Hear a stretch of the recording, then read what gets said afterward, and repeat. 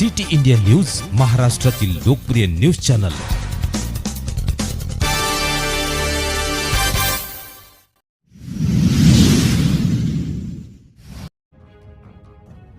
महावीर जैन समाजाच्या वतीने राज्यमंत्री माधुरीताई मिसाळ यांचा सत्कार।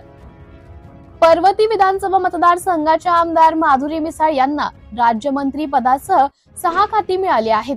यावेळी समस्त जैन समाजाने महावीर प्रतिष्ठानचे त्यांचा सत्कार केला। यावेळी जैन अल्पसंख्याक आर्थिक विकास महामंडळाचे अध्यक्ष ललित गांधी यांचा सत्कार करण्यात आला। यावेळी गेल्या 15 वर्षात आमदार म्हणून काम करताना ज्येष्ठांनी दिलेला पाठिंबा, विश्वास आणि परस्पर आदराविषयी सांगताना मिसाळ भावुक झाल्या। मिसाळ यांनी नगरसेवक ते राज्यमंत्री होण्याच्या प्रवासात ज्येष्ठ नागरिकांनी दिलेल्या प्रेम आणि मार्गदर्शनाबद्दल कृतज्ञता व्यक्त केली। कार्यक्रमाचे अनिल नहार यांनी केले। समन्वयित सकल जैन संघाचे अध्यक्ष विजयकांत कोठारी, जोटोपेक्सचे अध्यक्ष विजय भंडारी, शिबिर शिक्षण कार्याध्यक्ष वालचंद संचेती, फत्तेचंद रांका, संदीप भंडारी, अचल जैन, बाळासाहेब धोका, महावीर कटारिया, अचल जैन, पोपटलाल ओस्तवाल, अनिल बनसाळी, मनोज छाताड, इंदिरा गांधी आदी उपस्थित होते। महेंद्र सुदेंचा आदी उपस्थित होते। माधुरी मिसाळ या नेहमीच नागरिकांच्या समस्या सोडवण्याचा प्रयत्न करतात। घरातील माणसाला पद मिळाल्यावर अपेक्षा असतात, आपल्यालाही अपेक्षा असतात। जैन समाज सदैव माधुरी मिसाळ यांच्या पाठीशी आहे।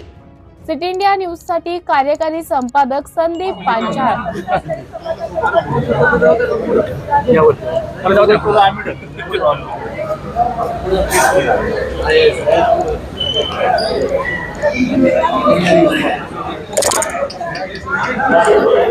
जो विश्वास आहे तो नक्की पूर्ण करण्याचे मी पूर्णपणे प्रयत्न करेल हा शब्द मात्र मी तुम्हाला देते।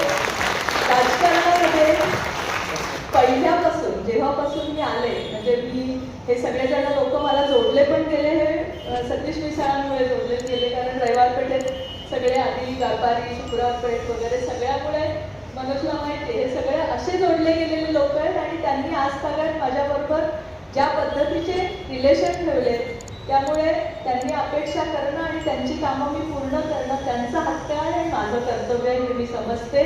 आणि फतेचंदजींनी खूप एक सूचना चांगली केली, त्याच्याबद्दल मी 10 वर्ष फतेचंदजी काम करते की 40% झोपडपट्टी ही माझ्या भागात आहे। आणि ज्यावेळेस पृथ्वीराज चव्हाण मुख्यमंत्री होते त्यावेळेस जो FSI कमी झाला, कारण कसं असतं की प्रत्येक वेळेस आहे ना, शासनाला असो किंवा कोणाला असं वाटतं की अरे नाही बिल्डर आहेत ना म्हणजे ह्यांना पैसेच कमवायचे, व्यापारी आहे ना तर त्यांना पैसेच कमवायचे। आणि ह्या भावनेतनं त्यावेळेस SRA FSI कमी केला।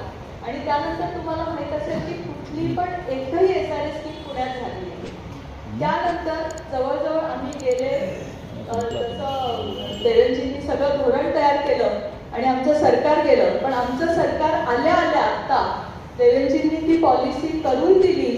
आणि आता त्या पॉलिसीप्रमाणे आपल्या भागामध्ये फतेचंदजी तुमच्याच इथे मुकुंदनगरला आपण नव्याने एक पायलट प्रोजेक्ट करतोय की SRA ही पहिलं होतं की आपण सगळ्या संमत्या घ्यायच्या आणि बिल्डरनी करायचं, तर महानगरपालिकेच्या जागा जिथे सरकारी जागा आहे तिथे सरकारनीच SRA राबवावी अशा पद्धतीचा पहिला प्रोजेक्ट आपण मुकुंदनगरच्या त्या झोपडपट्टीमधला करतोय।